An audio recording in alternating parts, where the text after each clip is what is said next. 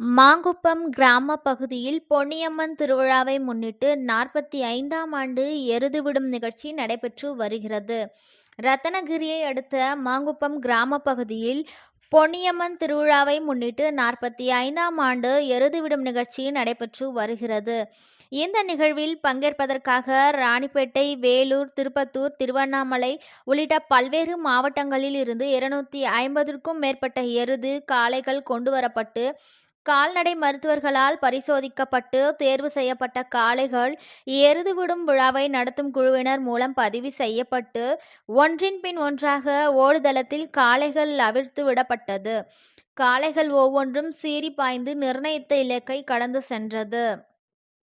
குறைந்த நேரத்தில் நிர்ணயிக்கப்பட்ட இலக்கை அடையக்கூடிய காளைகளை தேர்வு செய்து முதல் பரிசாக 1,15,000 ரூபாயும், இரண்டாம் பரிசாக 90,000 ரூபாயும், மூன்றாம் பரிசாக 75,000 ரூபாய் என மொத்தம் 62 பரிசுகள் கால்நடைகள் மற்றும் அதன் உரிமையாளர்களுக்கு வழங்கப்பட உள்ளது.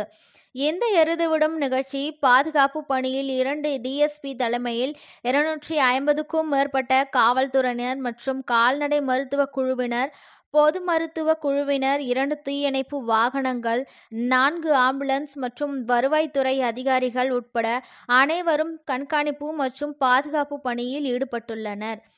எருதுவிடும் நிகழ்வினை காண்பதற்காக ஆயிரக்கணக்கான பொதுமக்கள் தற்போது மாங்குப்பம் கிராம பகுதியில் கூடியுள்ளனர்.